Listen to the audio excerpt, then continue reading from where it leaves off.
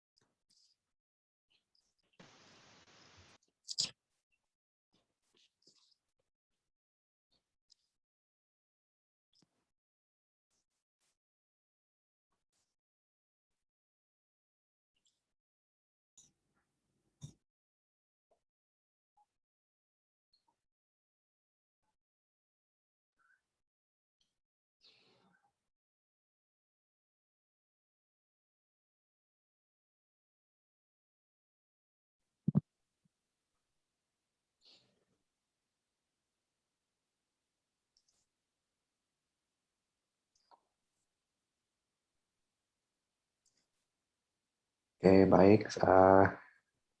Selamat pagi untuk semuanya. Eh, eh, Screen saya bisa terlihat ya?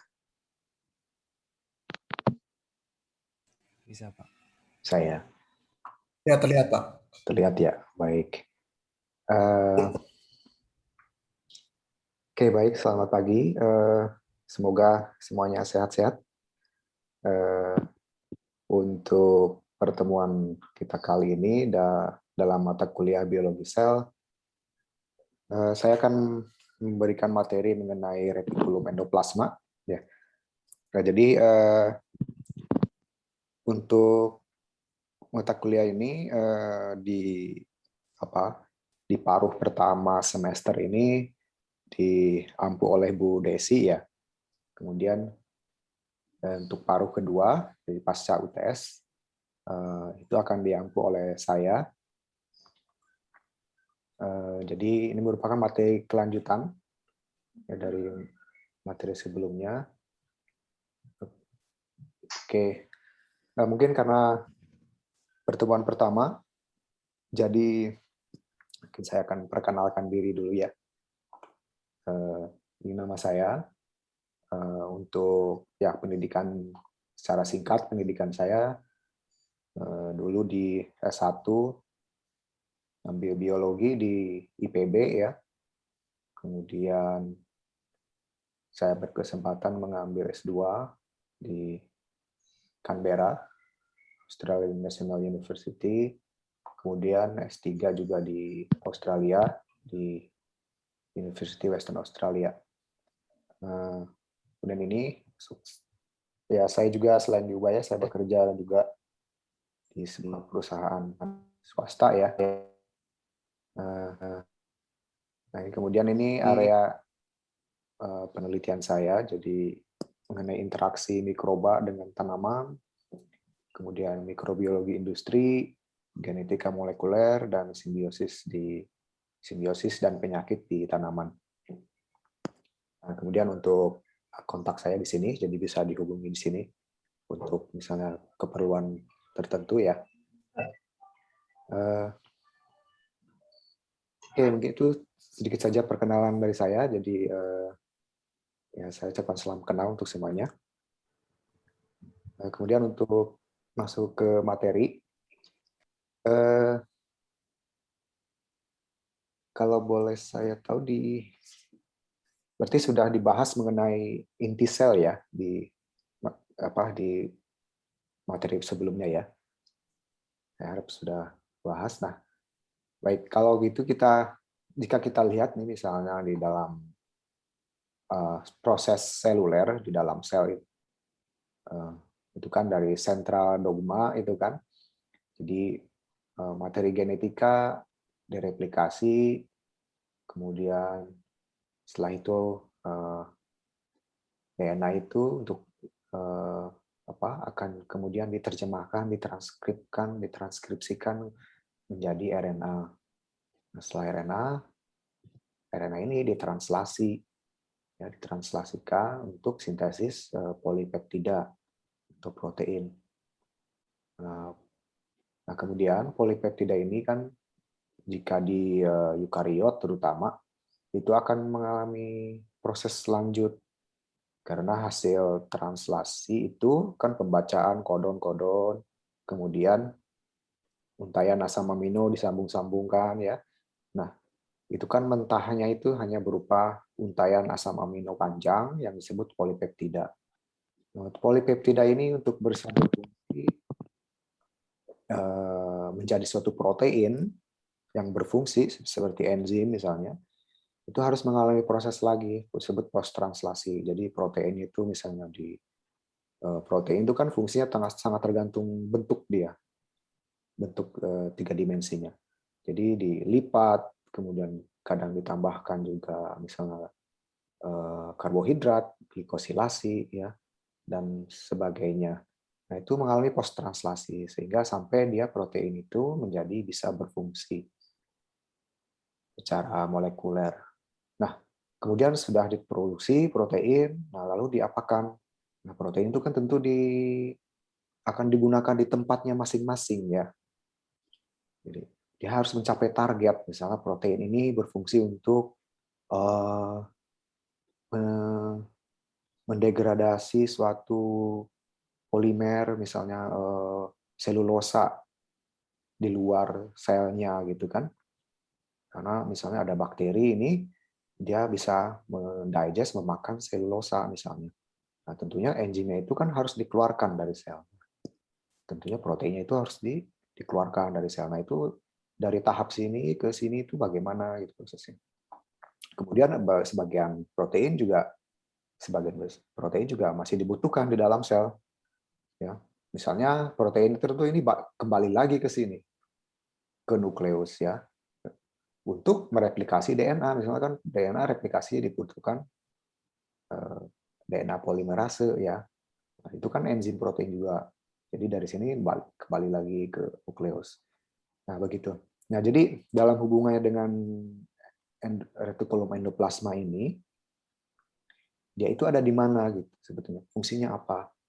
Nah, tentunya kan mungkin kalian sudah tahu di sini replikasi DNA dan transkripsi terjadi di organel mana?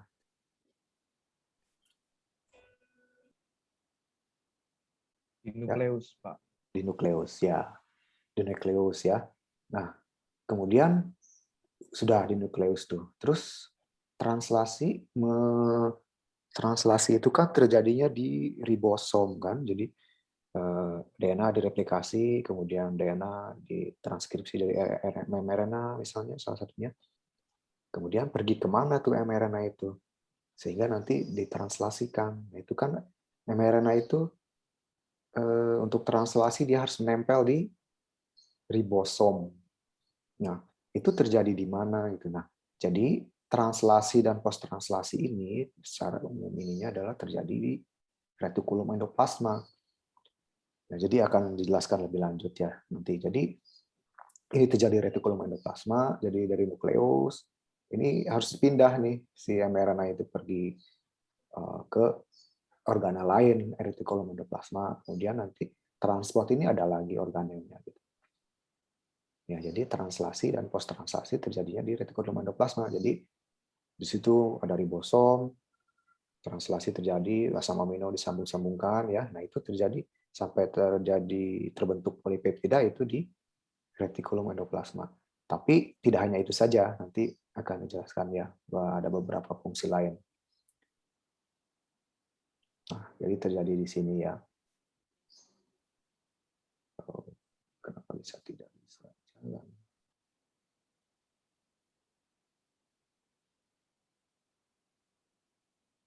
Oke.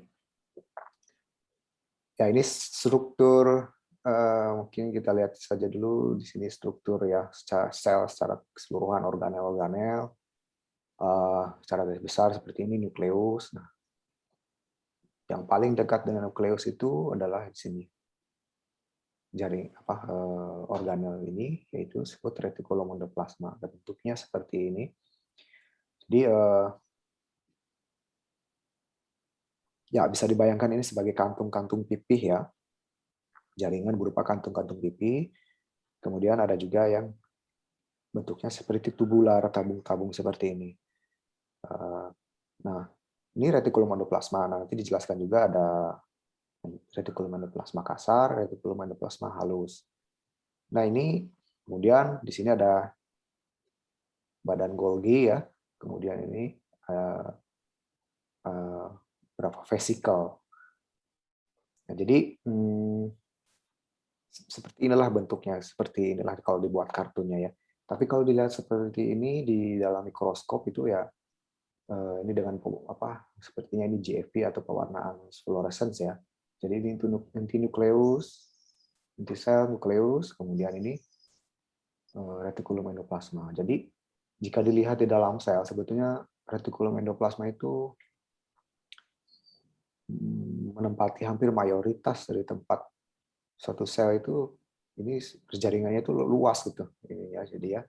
Jadi dalam satu space sel itu retikulum endoplasma itu dominan ya. Kemudian nah ini jadi tadi disebutkan DNA di sini transkripsi kemudian pergi ke sini. Nah, nanti ini akan dijelaskan juga bahwa bagaimana ini pergi ke sini gitu ya. Jadi sebenarnya kalau dilihat di sini dia akan sebenarnya membrannya itu kan ada membran ya di sel itu. Membrannya itu double layer sama seperti membran sel. Jadi dua fosfolipid ya, double layer. Nah, membran retikulum endoplasma juga double layer karena sebenarnya bukan ekstensi dari membran dari nukleus. Nah, ini ya semua sel eukariot mengandung retikulum endoplasma secara in general ya, tapi ada pengecualian misalnya kan di kalau di hewan tingkat tinggi itu kan sel darah merah tidak mengandung ini ya. Tapi secara umum ini. Oke.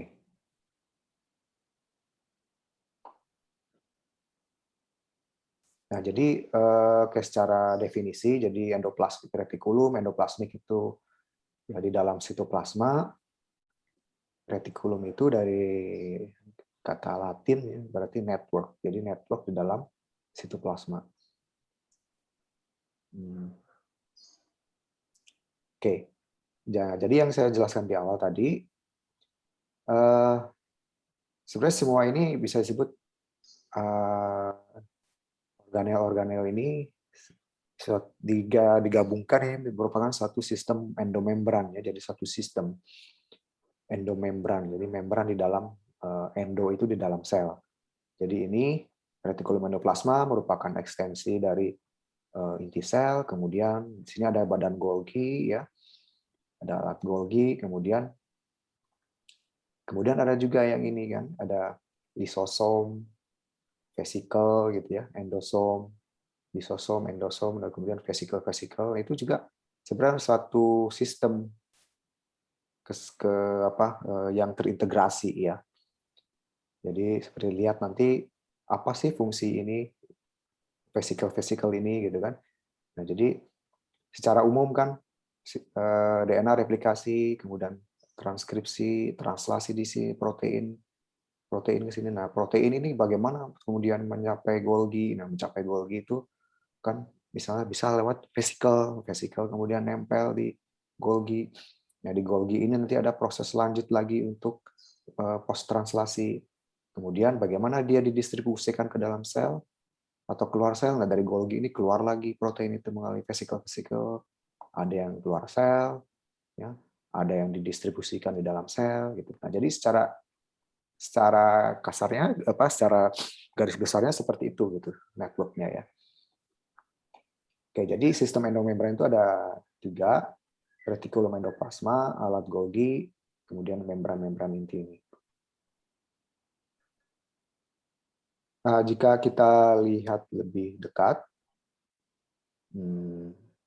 mengenai endoplasma, retikulum endoplasma ini, misalnya ini ya, ini seperti ini. Ini inti sel mempunyai pori-pori, ya. Nah, kemudian ini kan ada pori sambungan ke sini ya. Nah, ini. Nah, jika lihat ini kan berupa kantung-kantung pipih gini. Nah, ini disebutnya sisterna, ya, cisternal space. Jadi sisterna itu di dalamnya ya, atau disebut juga ini sebenarnya lumen ya, sisterna atau lumen. Jadi isi di dalam kantong retikulum endoplasma ini seperti ini. Kemudian jika dilihat ini apa yang ini titik-titik ini, dot-dot ini ya, dot-dot ini untuk retikulum endoplasma itu ada yang dibagi dua nanti ya sebenarnya. Ada retikulum endoplasma kasar, retikulum endoplasma halus. Kenapa disebut kasar? Karena disinilah ribosom itu menempel. Ya. Maaf, suara saya lagging tidak ya? Ada soalnya ada feedback suara ke saya. Lancar kok, Pak. Lancar ya? Oke, baik. Pak. Nah, dibayangkan ini, bayangkan bahwa si ribosom ini kan tempat terjadinya translasi ya tadi. RNA menempel di ribosom, kemudian terjadi translasi. Ini ribosom ini menempel di membran luar dari retikulum endoplasma kasar ini. Jadi bayangkan kan ini di dalamnya ada ya kantung ini kan. Nah, si ribosom ini menempel di membran luarnya. Jadi yang membran yang menghadap ke sitosol. Nah, jadi sintesis polipeptida itu translasi itu ribosom itu terjadinya di luar membran dari retikulum endoplasma. Ini disebut retikulum endoplasma kasar karena banyak penempelnya ribosom ini gitu. Jadi dia struktur teksturnya kasar. Nah, kemudian yang halus ya seperti ini, retikulum endoplasma halus ini tidak terdapat ribosom. Ya. Nah, ini lebih jauhnya lagi, jadi ini pori inti sel, ini lamina inti sel ya, perinuclear space, kemudian retikulum endoplasma lumennya ya, kemudian ini membrannya. Ya, jadi bayangkan si ribosom ini menempel di luar-luar sini ya, bukan di dalam dinding membran di bagian dalam, tapi membran bagian luar.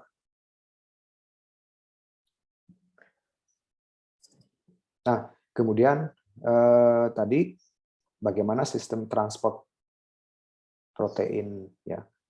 Jadi kan ini dari nukleus, kemudian endoplasma, retikulum endoplasma kasar sini ya. Jadi di sini misalnya ini kan retikulum endoplasma kasar ini mempunyai mempunyai membran. Mempunyai membran ini dia bisa lepas banding ya. Seperti banding, tek keluar. Nah, kemudian di sini protein-protein ini akan dibawa oleh vesicle ini. Berupa disebutnya transition ya, vesicle. Dibawa ke sini, kemudian menempel atau menyambung dengan ini alat Golgi ini.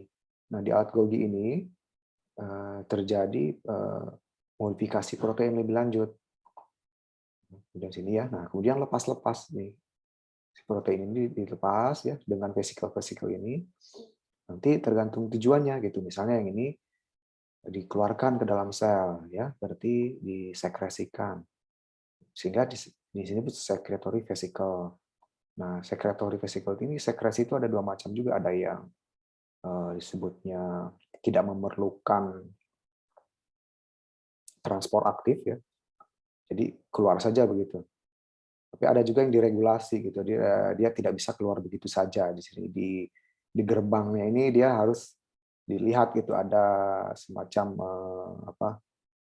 checkpoint di mana ini protein ini misalnya harus keluar kapan, bagaimana itu ada checkpointnya. Jadi dia diregulasi keluar. Ini tuh yang keluar. Kemudian ini kan lanjut. Nah, kemudian ada juga sebenarnya yang berbalik ya. Jadi justru si vesicle itu dibuatnya dari membran sel sehingga membentuk endosom. Nah, dari yang ini, Golgi ini tadi bahwa protein ini kan bergabung dengan endosom ini. Ada endosom ini, ada yang membentuk lisosom ya. Kemudian tadi saya jelaskan juga di awal ada yang malah pergi ke retikulum endoplasma sendiri lagi gitu, atau bahkan ke inti sel, tergantung tujuan proteinnya gitu. Jadi inilah alur perjalanan protein itu ya. Nah, ini eksositosis namanya, karena protein yang keluar ya. Protein yang ke dalam endositosis prosesnya. Ya, CGN ini cis Golgi network ya. Cis Golgi network itu jadi Golgi yang dekat ke retikulum endoplasma. Kalau TGN itu trans Golgi network yang artinya yang menjauh dari retikulum endoplasma. Nah, tadi sudah dijelaskan singkat, ada dua jenis retikulum endoplasma, ada yang retikulum endoplasma kasar, retikulum endoplasma halus. Nah, ini jika dilihat di bawah mikroskop ya, elektron, bisa dilihat ya nih berupa lapisan-lapisan seperti ini ya. Ini kan kantung-kantung pipih ini tadi. Ini irisan melintang ya. Nah, seperti lihat di sini di membrannya itu banyak hitam-hitam. Itu adalah ribosom. Ya. Nah, sementara yang halus tadi kan berupa tubul ya, tabung-tabung. Jika diiris melintang ya seperti ini ininya. Nah, ya tadi sudah dijelaskan ya yang ini bagaimana disebut kasar sama halus.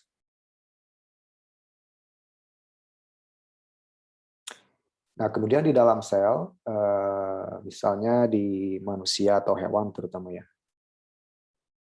Jadi keberadaan retikulum endoplasma kasar dan halus itu dalam hal proporsi jumlah itu akan tergantung dari jaringannya apa. Jadi hewan tingkat tinggi kan sudah mempunyai jaringan ya, jaringan kulit, organ dan lain-lain. Nah, itu tergantung fungsi dari jaringan itu. Jadi misalnya untuk retikulum endoplasma kasar banyak ditemukan di sel yang ikut dalam biosintesis protein sekretori ya. Jadi misalnya sel hati. Sel hati itu kan fungsi hati liver itu salah satu itu kan suatu pabrik enzim ya di situ tuh. Jadi enzim-enzim di tubuh kita tuh banyak sekali dihasilkan di hati. Nah, enzim itu kan protein. Jadi dia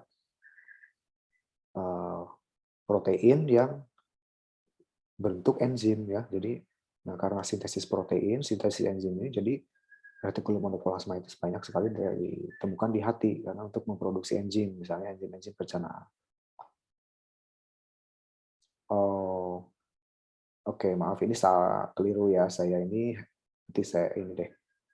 Nah, ini retikulum endoplasma halus, yang halus ya.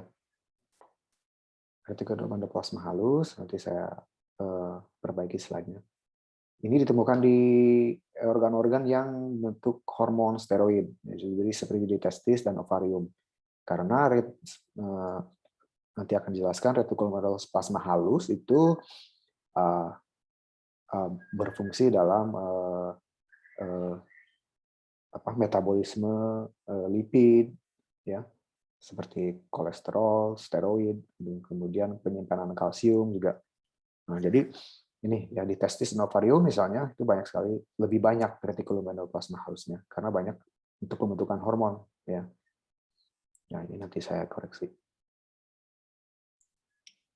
Nah, ini ya misalnya retikulum endoplasma halus itu ada banyak ditemukan di sel Leydig di testis untuk produksi hormon steroid misalnya. Nah, ini yang tanda panah ini itu retikulum endoplasma halus. Kemudian yang kasar selain di hati juga misalnya di sel Langerhans ya, di pankreas. Pankreas juga banyak menghasilkan protein seperti insulin ya. Insulin ini produksinya banyak karena apa? Karena dia sangat diperlukan untuk meregulasi gula di dalam tubuh kita. Gula itu kan ya karbohidrat yang paling banyak ya gitu. Jadi dia harus diregulasi sehingga insulin ini produksinya banyak sehingga banyak ditemukan retikulum endoplasma kasar di pankreas. Ya, ini ya yang ditanda panah ini. Oke. Nah, jadi kembali lagi strukturnya seperti ini ya.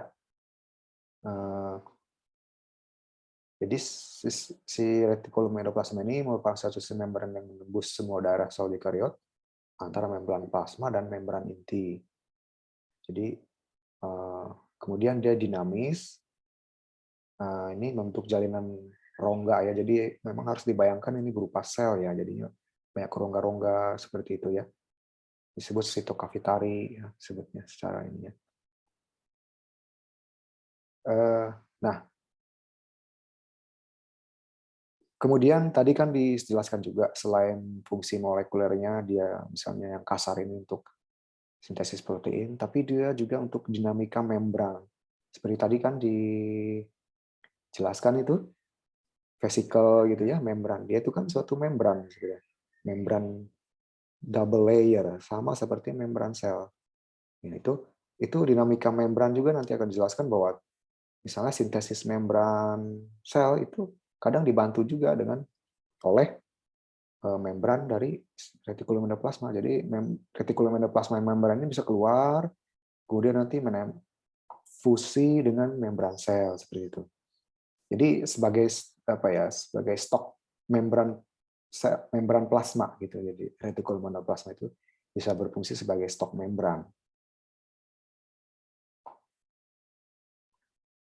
Nah, jika dilihat lagi lebih jelas ya, ini yang halus ya, tubuh, kemudian sisterna seperti ini. Sisterna ini ya seperti ini ya. Sisterna dalamnya seperti rongga, kemudian ribosom, kemudian vesikel seperti ini. Ada vesikel, ada tubul ya. Jadi bentuknya itu ada vesikel, ada tubul untuk yang retikulum endoplasma halus. Nah, kemudian ini irisan kira-kira seperti ini, irisan membrannya itu ya. Si irisan lapisan ini. Nah, jadi ini sisternanya, kemudian ini ribosomnya menempel di sini.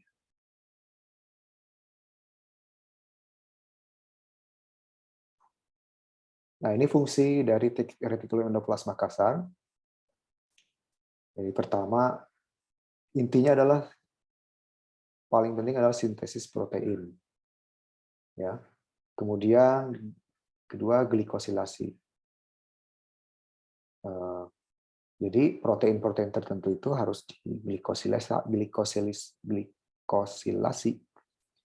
sehingga dia bisa berfungsi sebagai berfungsi secara biokimia gitu. Jadi glikosilasi ini bisa terjadi di retikulum endoplasma kasar. Jadi setelah disintesis kemudian diglykosilasi. Kemudian juga untuk folding, pelipatan protein ya. Kemudian nah ini ada juga jika protein itu kan bisa juga terjadi kan di dalam sel juga prosesnya itu tidak sempurna ya. Ada saja kesalahan. Jadi misalnya ada protein yang salah lipat ya. Itu bisa dikenali. Kemudian jadi kenali memang itu keliru ya. Strukturnya salah, pelipatannya itu kemudian dimusnahkan. Jadi ada cek juga di situ. Nah, kemudian ada juga fungsi assembly protein multimerik.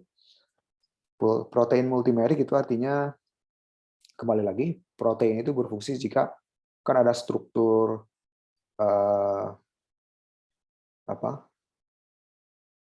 runtutan asam amino ya, itu primer, struktur primer. Kemudian pelipatan struktur rentetan asam amino itu melipat seperti misalnya helix dan lain-lain itu sekunder. Kemudian tersier itu adalah pelipatan keseluruhan satu polipeptida itu, melipat secara 3 dimensi itu tersier. Kemudian ada lagi struktur quarter, ya quarteri. Quarter itu artinya sebenarnya protein itu bisa bergabung dengan protein lain. Jadi tidak hanya satu, seperti hemoglobin aja, seperti misalnya itu kan gabungan beberapa ya, tidak hanya satu. Nah itu multimer. Jadi penggabungan beberapa protein juga terjadi di retikulum endoplasma kasar. Nah, inilah fungsi utama RE kasar ya. Nah, ini sini ya, jadi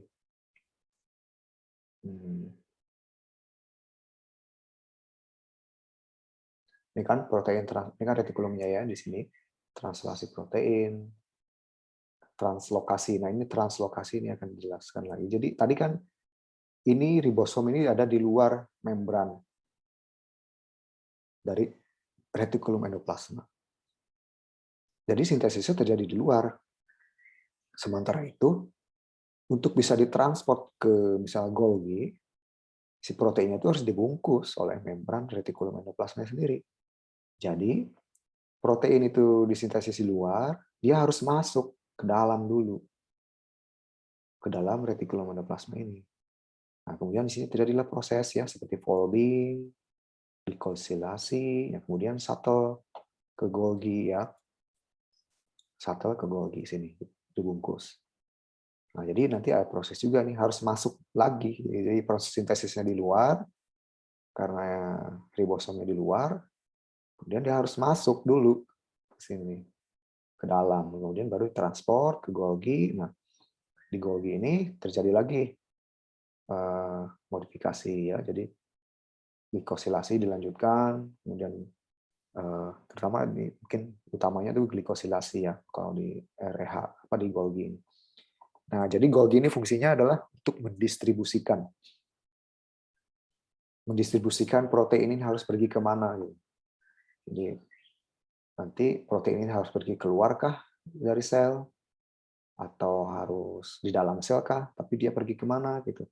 Nah, jadi mungkin ini tidak di mata kuliah ini ya, tapi protein itu ada signal ya, jadi semacam signal sekuennya itu dari signal itu bisa diketahui ini harus ke nukleus misalnya, harus keluar sel misalnya, itu ada ininya. Nah, jadi sekresi ya misalnya, kemudian dikeluarkan, kemudian ada juga pemotongan ya, bermacam-macam ya di sini. Translokon ini jadi untuk mengenali nih lokasinya di mana misalnya seperti itu. Seperti itu. Jadi protein itu selain fungsi selulernya misalnya sebagai enzim, dia itu harus semacam di tag, ada tagnya. Itu berupa biasanya signal sekuen salah satunya ya. Jadi dengan tag itu dia atau glikosilasi juga berupa tag. Jadi tag ini fungsinya adalah dia misalnya harus menempel di membran kah misalnya, atau harus keluar dari sel kah. Nah itu dari itunya. Nah itu di Golgi itu di sorting gitu. Ini harus kemana gitu ya.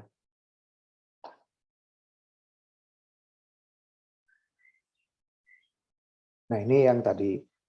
Jadi sintesis ini retikulum endoplasma kasar ya. Sintesisnya itu jadi misalnya ini kan mRNA ya, mRNA kemudian nempel di ribosom, ya, kemudian terjadilah sintesis ya protein. Nah ini dilihat di sini, ketika terjadi translasi ini ada yang seperti saya ungkapkan di awal tadi, ada signal kan, ada signal peptide gitu. Signal peptide itu macam-macam. Biasanya sih untuk apakah dia itu bisa masuk ke membran misalnya atau menempel di membran itu signal peptide. Nah, signal peptide, nah kemudian ditempeli oleh signal recognition particle namanya. Dia bind, menempel di signal peptide. Kemudian di ribosom ini ada reseptor untuk mengenali ini. Kemudian karena ada signal peptide, kemudian dikenali, masuk ke dalam polipeptidanya. Setelah masuk, signal peptidenya dipotong. Ya, dipotong. Nah, kemudian terjadilah ini protein yang sudah tidak punya signal peptide. Nah, ini nanti akan ditransportkan berupa vesikel ke Golgi.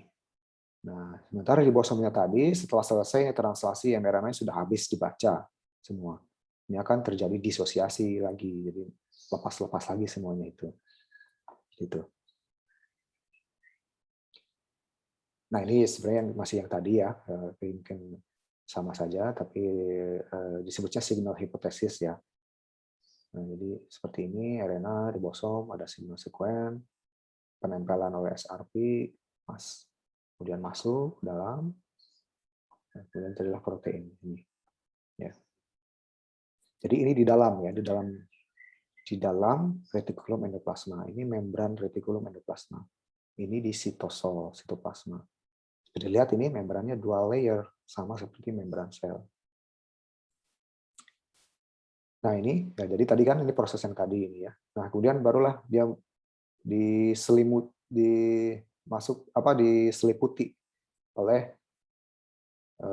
vesicle. Nah nanti ini akan masuk ke Golgi. Ya. Ya ini sebenarnya masih seperti yang tadi ya, seperti sudah dijelaskan sih sebetulnya. Nah, jadi seperti ini, masuk ke Golgi, ya ini dari retikulum tadi kan, vesicle, masuk ke cis, Golgi apparatus, nah dari sini terjadi proses lebih lanjut, kemudian trans Golgi apparatus, kemudian untuk vesicle lagi. Nah, ini untuk yang kasusnya untuk yang keluar ya. Oke, baik. Sebelum lanjut ke ya, retikulum endoplasma halus, apakah ada yang ingin ditanyakan? Silakan.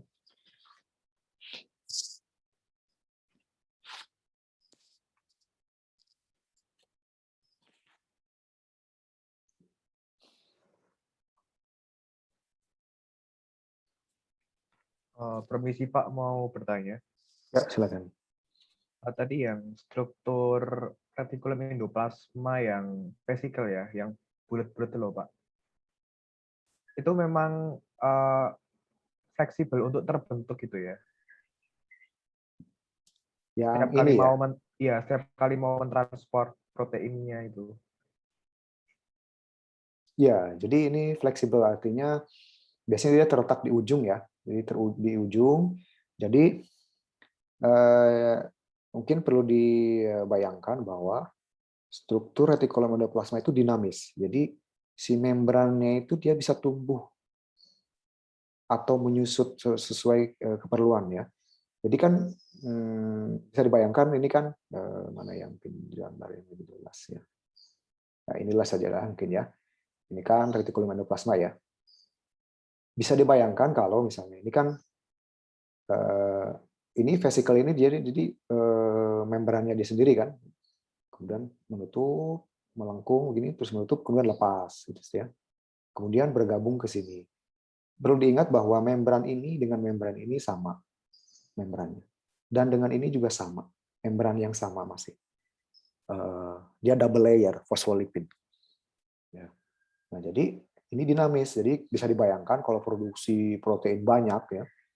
Ini kan kalau keluar terus nih, membentuk vesicle keluar, membentuk vesicle lama-lama ini bisa habis ya kalau tidak tumbuh kan. Jadi dia akan sintesis lagi, membentuk lagi membrannya. Jadi untuk apa kompensasi yang keluar ini kan. Nah, jadi harus menumbuhkan lagi fosfolipid sintesis double layer sehingga strukturnya masih tetap itu tidak kehabisan membran. Jadi pembentukan ini apa istilahnya fleksibel. Dalam artian dia bisa di mana saja seperti itu.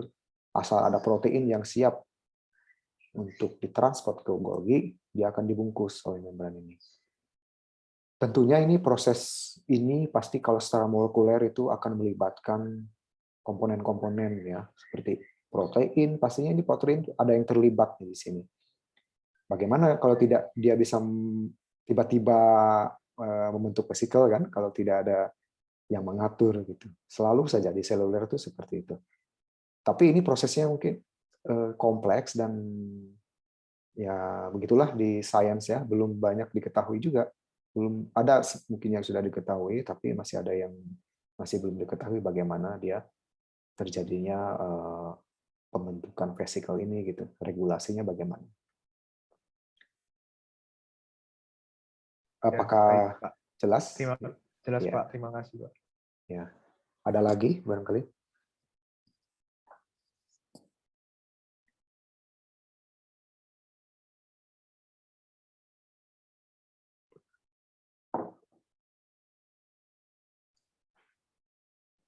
Masih ada atau tidak ada?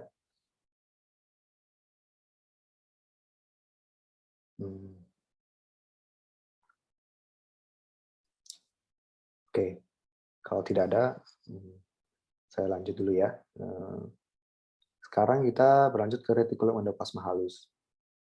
Nah, fungsinya apa yang terjadi lah ya? Apa yang terjadi di retikulum endoplasma halus itu? Itu pertama metabolisme dan sintesis lipid, terutama untuk steroid ya. Hormon steroid itu kan dia mengandung lipid. Nah, itu biasanya bahan mentahnya materialnya itu dari kolesterol. Ya. Kemudian metabolisme karbohidrat, terutama glikogen. Jadi glikogen kan sebagai cadangan energi ya dari karbohidrat. Itu glikogen. Kemudian juga detoksifikasi obat, drug ya, atau bukan hanya obat sih, tapi pokoknya bahan-bahan yang berbahaya ya, seperti alkohol, terus kemudian bahan kimia yang lain itu bisa detoksifikasi di retikulum endoplasma halus. Kemudian selain itu sebagai bentuk penyimpan kalsium. Ya.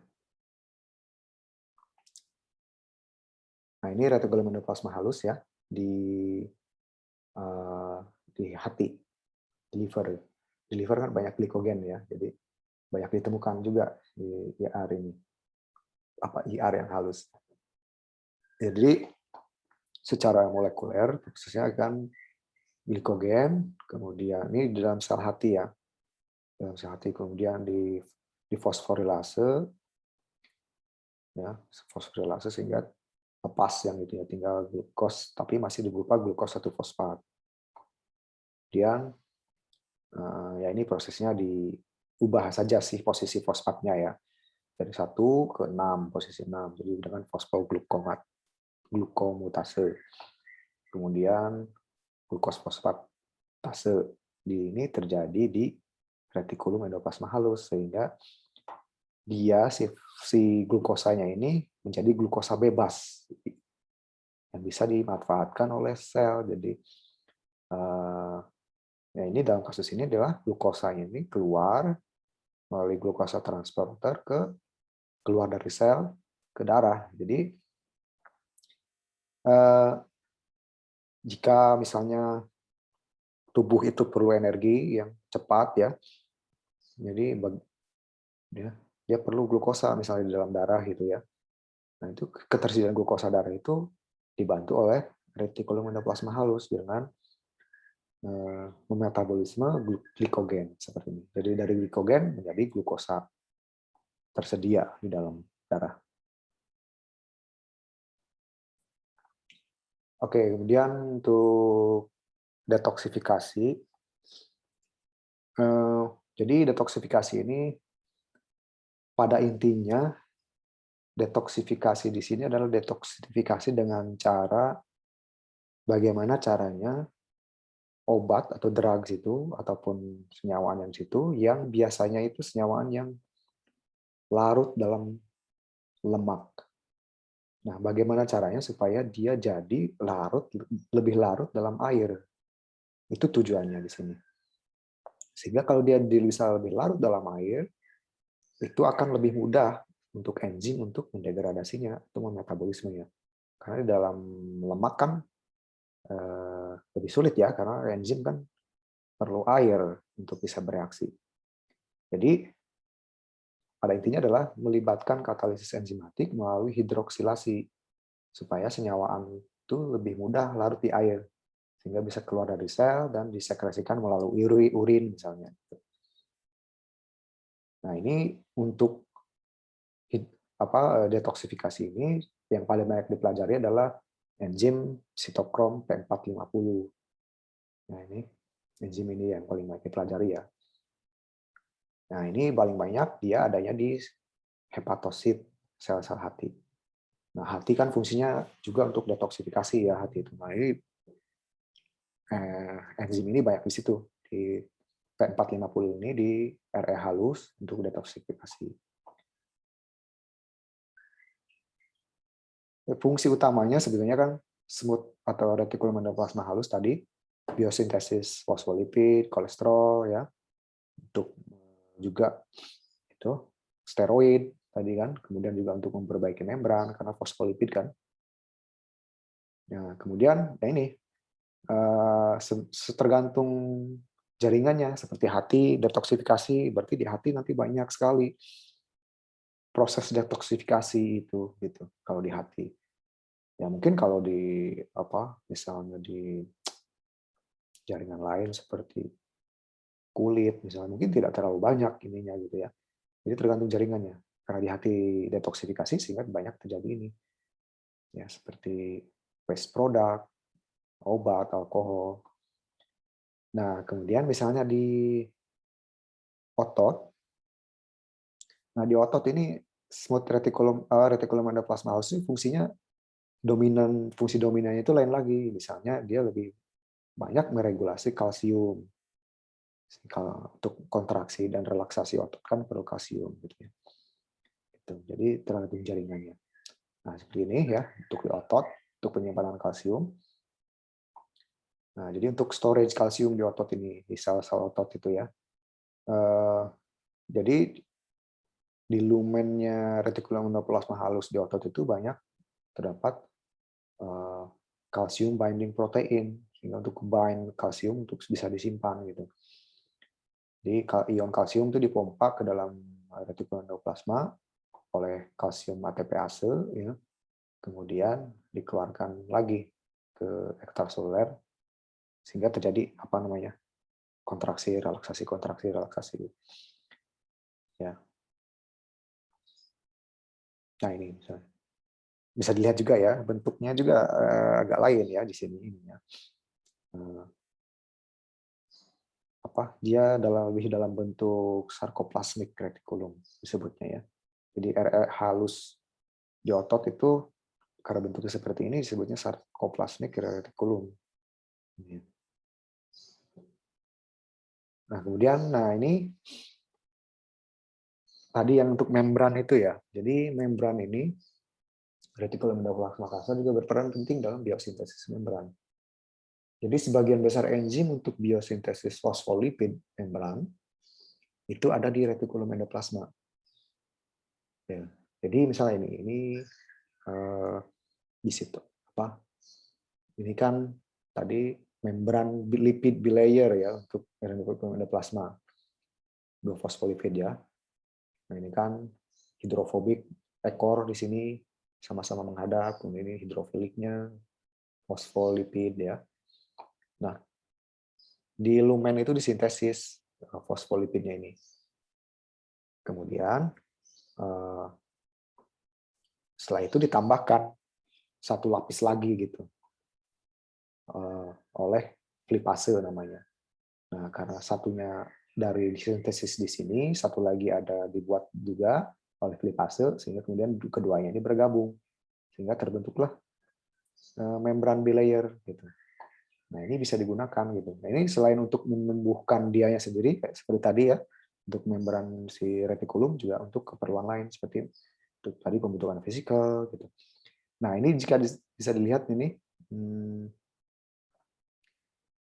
nah ini menarik juga ya. Tadi kan ada protein yang dikeluarkan dari sel keluar ya, dari retikulum, endoplasma bentuk vesikel dibungkus, kemudian ke Golgi, dari Golgi dibungkus lagi oleh vesikel, kemudian ada keluar.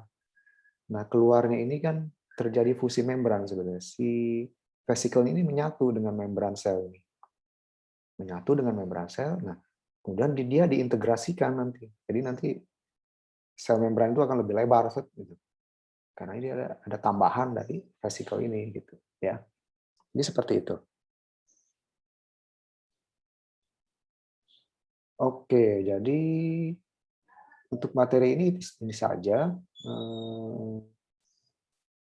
dari saya. Jadi mungkin jika ada yang mau didiskusikan atau ditanyakan, Silakan.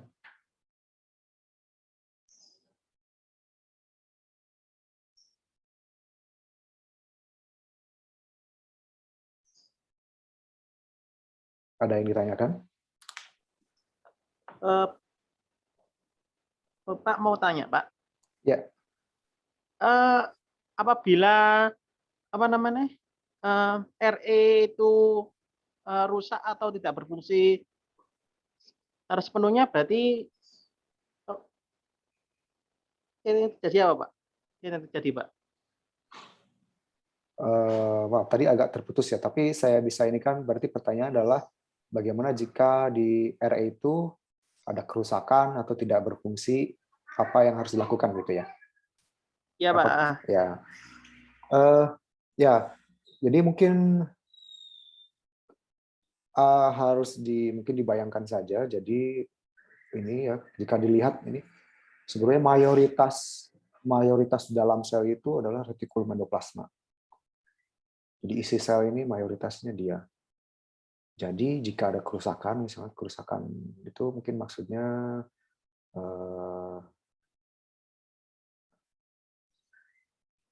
mungkin jika yang dimaksud adalah misalnya kerusakan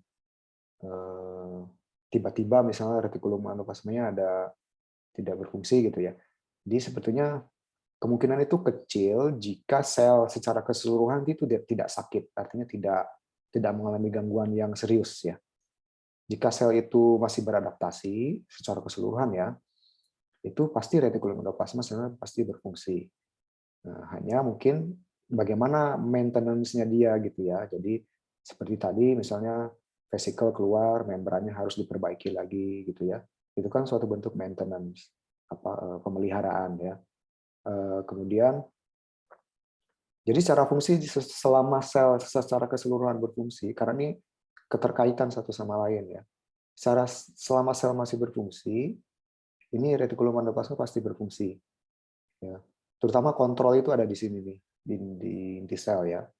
Jadi karena kan ini juga bagaimana ya? Jadi ya selama sel itu tidak ada gangguan yang serius, ini pasti berfungsi. Kemudian pemeliharaan dianya sih lebih ke bagaimana integritas secara struktur saja ya. Jadi membrannya harus diganti misalnya seperti itu. Kemudian jika kerusakan terjadi, misalnya jika sel itu misalnya secara ini mengalami gangguan, misalnya keracunan atau ada patogen ya, virus misalnya seperti itu ya, kerusakan secara seluler keseluruhan itu ya tentunya dia akan terganggu, tapi biasanya terganggu kalau seluruhnya itu terganggu. Gitu. Jadi kemungkinan itu kecil sekali sih kalau misalnya sel itu masih berfungsi normal, terjadi kerusakan di retikulum endoplasma itu. Harus diingat juga, ribosom itu suatu protein juga ya. Karena protein, jadi dia dikodekan di sini juga gitu. Jadi selama DNA itu misalnya aman-aman saja, tidak ada terjadi sesuatu, mRNA masih dihasilkan, ya ribosom juga masih dihasilkan gitu nantinya gitu. Jadi secara seluler ini masih berfungsi.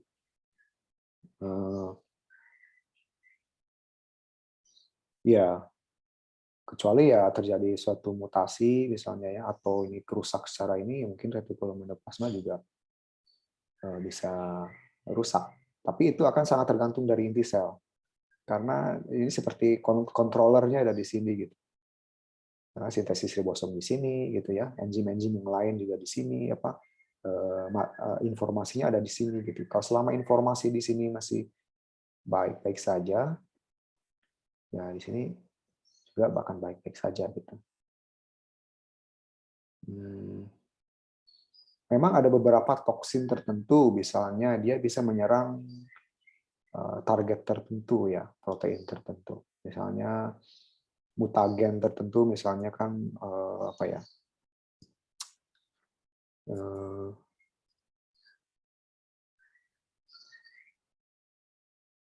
sinar X, ozon, seperti itu kan menyerang komponen tertentu di dalam sel. Terutama itu kan menyerang DNA ya. Nah, Untuk ini sebenarnya sih dia komponennya hanya berupa ribosom saja yang paling utamanya di sini, yang secara seluler ininya ya. Jadi selama di sininya masih oke sih, di sini oke gitu. Barangkali begitu ininya.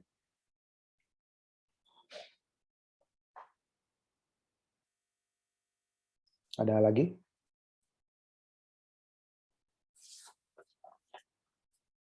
Yang ingin ditanyakan?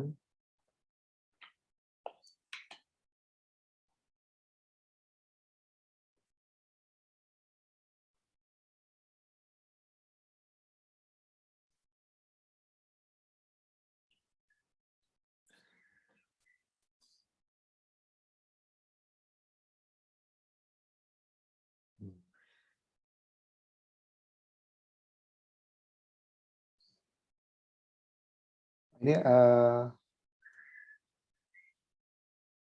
yang ini bisa dipahami ya, yang tadi mengenai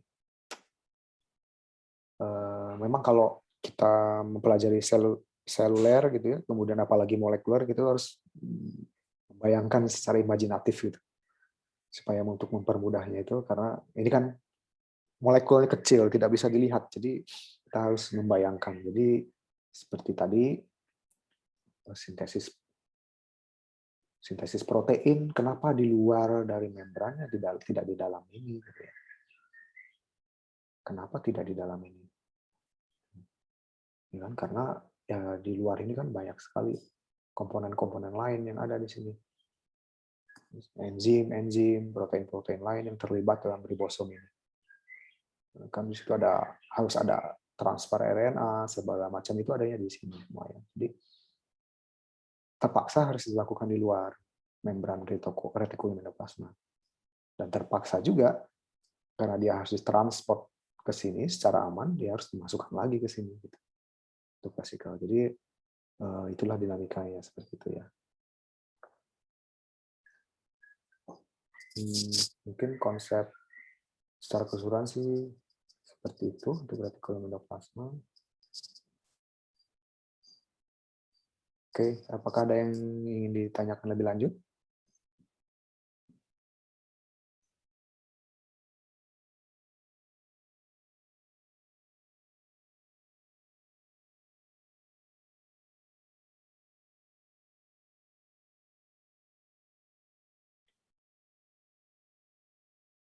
Ini berarti di semester berapa ya? 2 ya?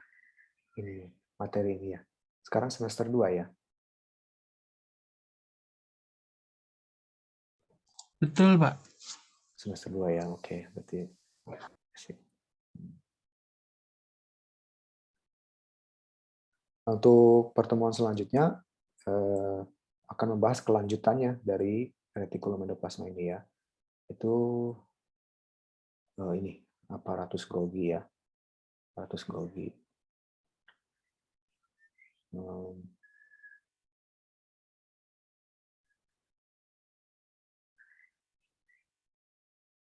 Kalau tidak ada yang ditanyakan, mungkin akan saya tutup kuliahnya. Baik, tidak ada ya, berarti ya. Berarti mungkin kalau ini ya saya akan coba, kalau misalnya ada yang ingin diinikan di forum di ULS, misalnya saya akan inikan jika ada pertanyaan, bisa di-post di situ ya. Baik, kalau tidak ada, sampai di situ aja. Selamat pagi semuanya. Bagi Pak, terima kasih. Terima kasih, Pak. Selamat pagi, terima kasih, Pak. Pagi, Pak. Terima Selamat kasih. pagi, terima kasih, Pak. Pak, selamat Terima kasih, Pak. Pak. Selamat pagi, Pak. Halo Pak. Halo. Oh ya, ini saya dari Yohanes Pak, yang kemarin itu Pak. Oh, yang biomol ya? Iya, jadi saya kan kemarin dapat yang itu, dapat apa? Pas ngerjain UTS itu saya kumpul, terus udah gitu udah ada konfirmasinya ke Gmail-nya saya, apa sudah submit ke ULS gitu. Terus kenapa nggak masuknya gimana ya Pak? Jadi ceritanya. Oh, saya juga kurang, mungkin kayak sepertinya itu Bisa saja ya overload ya. Overload server. Hmm, Eh, tapi itu masih di dalam waktu yang cut off ya. Cut off-nya itu. iya, Masih cut off time. iya masih di dalam waktu 3 jam apa jam 3.30 itu masih. Hmm. Itu setelah dicoba lebih dari 1 kali ya, masih seperti itu. Ini uploadnya. Masih gagal. Enggak, Pak, kan kalau ini kan cuma bisa sekali Oh, doang terus sudah gitu ya. dikunci toh, Pak. Hmm. Kan dikunci kalau misalnya sudah lewat jamnya. Jadi udah nggak bisa ngumpul lagi gitu. Jadi yang Jadi saya terjadi adalah kemarin Jadi saya kemarin kumpul lagi tapi lewat email, Pak. ya sudah saya terima. Jadi masalahnya kemarin adalah sudah submit, klik submit, tapi ternyata tidak masuk ya, itu ke WLS-nya. Berarti seperti itu ya. Tapi di sini ditulisnya ya you have submitted your assignment submission for your UTS Pak Cahya 2021. Oke, saya juga masih mengumpulkan submission-nya ya. Nanti saya cek lagi yang punya Yohanes ini sebetulnya sudah ada di ULS atau belum gitu. Ini saya sudah dapat Gmail dari ULS ya sini. Email via ULS. Jadi ya saya pikir ya udahlah sudah terkumpul gitu. Jadi kemarin pas bapaknya bilang saya nggak masuk. Ya, soalnya kalau tidak salah saya berdasarkan email, artinya ada juga beberapa yang lain yang punya masalah tuh terus masuk ke email saya karena tidak bisa dari ULS ya. Macam-macam sih alasannya, ada yang koneksi dan lain-lain. Kalau tidak salah Yohanes juga ada email waktu itu, makanya waktu saya tanyakan, tapi biasanya sih saya akan cek lagi di ULS itu. Kalau memang sudah submit kan berarti sudah ada di situ gitu. Jadi tapi kalau Yohanes sudah kirim email lagi juga ya, kalau seandainya di ULS tidak ada kan berarti saya sudah dapat lembar jawabnya ya. Ya Pak. Oke. Kalau gitu makasih Pak. Ya, sama-sama. Oke. Ya, sampai bertemu lagi ya. Ya.